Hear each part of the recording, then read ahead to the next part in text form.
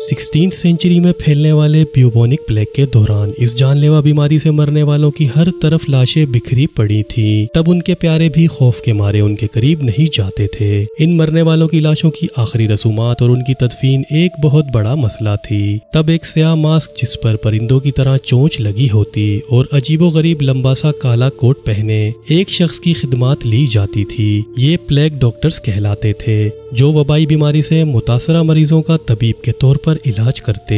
یہ plague doctor زیادہ تر نا تجربہ کار تھے اور بہت ہی کم تعداد یا نہ ہونے کے برابر مریض ان کے ہاتھوں سے شفا پاتے۔ ان پلیگ ڈاکٹرز کا ماسک انتہائی تیز خوشبو والے سبسٹینس سے بھرا ہوتا تھا۔ ہاتھوں میں دستانے اور بلیک ہیٹ پہنے ان پلیگ ڈاکٹرز کے عجیب اور خوفناک دکھائی دینے والے لباس کا مقصد انفیکٹڈ لوگوں سے بچنا ہوتا تھا۔ یہ ویڈیو تاریخ سے متعلق 12 ایسی باتوں کے بارے میں ہے جسے سن کر آپ حیران رہ جائیں گے، تو ویڈیو کو آخر تک ضرور دیکھیے گا۔ فیلکس ورل AKA یہ شخص ایک فریک شو پرفارمر تھا۔ یہ اپنی انگلیوں کو آگے پیچھے موڑ سکتا تھا اور اپنے جسم کی جلد کو کئی زیادہ پھیلا سکتا تھا اور کھینچ بھی سکتا تھا۔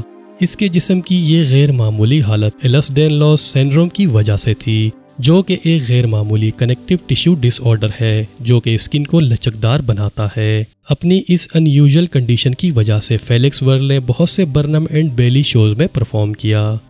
پنٹ گن ایک 10 فیٹ لمبی 100 پاؤنڈ مزل لوڈنگ شاٹ گن تھی، جو عام طور پر چھوٹی کشتی یا پنٹ کے اوپر نصب کی جاتی تھی اور اس کے ذریعے پانی پر موجود آبی پرندوں کے جھنڈ پر نشانہ باندھ کر فائر کیا جاتا۔ پنٹ گن کے اس ایک فائر سے 50 سے 100 پرندوں کا ایک ساتھ شکار کیا جا سکتا تھا۔ 19ویں اور 20ویں صدی کے اوائل میں اس بندوق کے ایک فائر سے 90 سے زیادہ پرندے مارے جانے کے ریکارڈز موجود ہیں، لیکن جب 19ویں صدی کے وسط تک امریکہ میں آبی پرندوں کی کمی واقع ہونا شروع ہو گئی، تب کئی ریاستوں میں پنٹ گنوں کے استعمال کو غیر قانونی قرار دے دیا گیا۔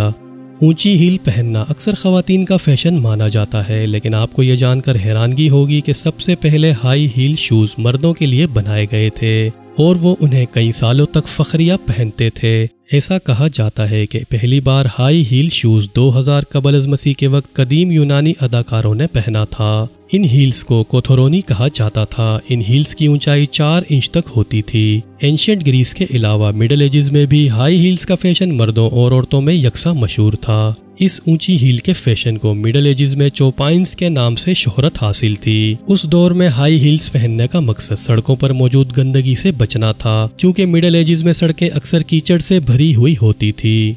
کرسٹوفر کولمبس پہلا یورپین تھا جس نے امریکہ کو ڈسکور کیا، لیکن حقیقتاً ایسا نہیں ہے۔ وائکنگز صدیوں پہلے امریکن سرزمین پر موجود تھے اور ایسا ممکن ہے کہ انہوں نے کولمبس کی پیدائش سے پہلے اس سرزمین پر چھوٹے چھوٹے گاؤں بسائے ہوں۔ تاہم خالصتاً اور تکنیکی نقطہ نظر سے کولمبس نے کبھی بھی اس سرزمین پر قدم نہیں رکھا جو آج امریکہ کہلاتا ہے۔ 6 اگست 1945 کو جب جاپان کے شہر ہیروشیما پر پہلا ایٹم بم گرایا گیا تو اس دھماکے سے زندہ بچ جانے والے لوگوں میں سوتومو یاماگوچی بھی شامل تھا، جو اپنے ایک بزنس ٹرپ پر تھا۔ یہ شخص دھماکے سے صرف 3 کلومیٹر دور تھا۔ دھماکے سے اس کے جسم کا بایاں حصہ جھلس گیا تھا، لیکن ایک رات میڈیکل کیمپ میں گزارنے کے بعد وہ دوسرے دن ناگاساکی کے لیے روانہ ہوا۔ لیکن 2 دن بعد 9 اگست 1945 کو ناگاساکی پر بھی ایٹم بم گرایا گیا۔ تب سوموتو یاماگوچی ناگاساکی میں ہی موجود تھا، لیکن وہ ایک بار پھر موت سے بچ نکلا۔ 2 ایٹم بم حملوں میں زندہ بچ جانے والا یہ واحد جاپانی شخص تھا، جس کا انتقال 2010 میں 93 سال کی عمر میں ہوا۔ اینشینٹ گریس پیریڈ میں اسپارٹا ایک ممتاز شہری ریاست تھی، جہاں بچے کی پیدائش کے بعد اس کے والدین سپاہیوں کو اپنے گھر بلاتے، پھر اس بچے کو الکوہل سے نہلایا جاتا۔ اگر وہ بچہ زیادہ رونے لگتا تو اسے کمزور سمجھا جاتا اور اس بچے کو غلامی میں لے لیا جاتا یا پھر اونچے پہاڑ پر مرنے کے لیے اکیلا چھوڑ دیا جاتا۔ اگر بچہ مضبوط نکلتا تو اپنے والدین کے پاس 7 سال تک کی عمر تک پہنچنے کے بعد اس بچے کو اسپیشل ملٹری اسکول میں بھیج دیا جاتا، جہاں جان بوجھ کر اس بچے کو بھوکا رکھا جاتا اور مارا پیٹا جاتا اور ساتھ ہی لڑنے کی ٹریننگ بھی دی جاتی۔ اگر وہ بچہ 20 سال کی عمر تک سروائیو کر جاتا تو اسے ایک اور فزیکلی اور مینٹلی ٹیسٹ سے گزرنا پڑتا، جس نے اس بچے کی قسمت کا تعین کرنا تھا۔ جو بچے اس ٹیسٹ میں پاس ہو جاتے وہ اشرافیہ بن جاتے اور فیل ہونے والے بچوں کو غربت میں زندگی گزارنی پڑتی۔ तिब्बत में बुद्ध मत के मानने वालों का ये अकीदा है कि इंसान जब मर जाता है तो इसका जिस्म खाली बर्तन की तरह होता है और इसी वजह से मरने वाले के जिस्म को कई टुकड़ों में काटकर खुले आसमान के नीचे रख दिया जाता है, जहां मुख्तलिफ जानवर जैसे कि गिद्ध इसे खा सकते हैं। बुद्ध मत के मानने वाले लोगों के नजदीक ये सखावत का एक अमल है जिससे जिंदा अफराद के जिस्म से फायदा उठाने की इजाजत मिलती है जब मरने के बाद उसकी जरूरत नहीं रहती। थॉमस एडिसन, जिसे लाइट बल्ब का मौजद समझा जाता है, इसने अपनी 1093 इजादात को पेटेंट करवाया, लेकिन हकीकतन लाइट बल्ब एडिसन की इजाद नहीं थी। सन 1800 में एलेसांड्रो वोल्टा पहले से ही लाइट बल्ब के पहले मरहले पर काम कर रहे थे। उसके बाद कई लोगों ने लाइट बल्ब में डिफरेंट किस्म के एलिमेंट्स शामिल किए। वान डे लार्बो ने 1840 की दहाई में एलेसांड्रो वोल्टा के वर्जन को मजीद मौसर बनाया। फिर इंग्लिश केमिस्ट जोसेफ स्वान ने इसे 1860 की दहाई में दोबारा बेहतर किया, लेकिन 1879 में एडिसन ने कुछ इम्पैक्टफुल फिनिशिंग टचेस देकर इस लाइट बल्ब को मार्केट में पेश किया।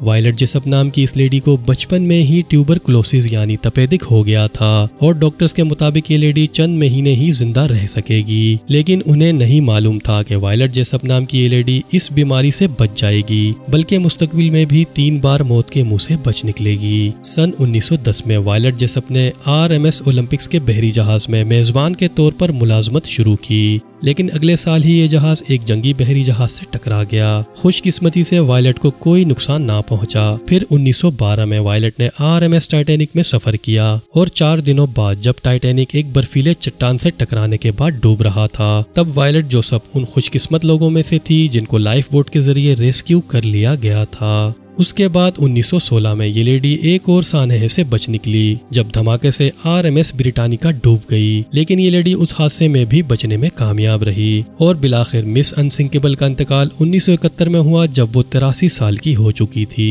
दी ग्रेट डिप्रेशन यानी अजीम कसाद बाजारी दुनिया की बदतरीन मुआशी बदहाली थी और इस मुआशी बदहाली का 10 साला दौर 1929 में वॉल स्ट्रीट USA में स्टॉक मार्केट क्रैश होने के बाद शुरू हुआ, जिसने लाखों सरमायाकारों का सफाया कर दिया। रोजगार खत्म हो गए और बड़े बड़े सरमायाकार सड़कों पर आ गए। उस दौर में गुर्बत इतनी ज्यादा बढ़ गई थी कि लोगों ने आटे के थैलों और आलू की बोरियों को लिबास के तौर पर पहनना शुरू कर दिया था। इस रुझान की वजह से कंपनी ने इन बोरियों को खुश सादा डिजाइन के साथ बनाना शुरू कर दिया ताकि लोग जब इन बोरियों को लिबास के तौर पर पहने तो वो कुछ बेहतर दिखें। एज़टेक जंगजुओं का एक कबीला था जो 13वीं सदी ईस्वी में मेक्सिको की वादी में आबाद हुआ था। इंसानी कुर्बानी इन कबीले के लोगों की मजहबी तकरीब का एक हिस्सा थी। इनकी कुर्बानी का मकसद देवताओं को खुश करना होता था ताकि वो उन्हें तकलीफ से बचा सकें। एज़टेक कबीले की तरफ से कुर्बान किए गए लोगों की तादाद आज तक एक मुअम्मा है, लेकिन यूनिवर्सिटी ऑफ कैलिफोर्निया बर्कले के डॉक्टर वुड्रो बोरा ने हाल ही में एक अंदाजा बयान किया है कि एज़टेक एक साल में 2.5 लाख लोगों की कुर्बानी देते थे। आज की वीडियो में बस इतना ही। वीडियो को लाइक और शेयर जरूर करें और चैनल को भी सब्सक्राइब करें। अपना बहुत ज़्यादा ख्याल रखें। अल्लाह हाफिज।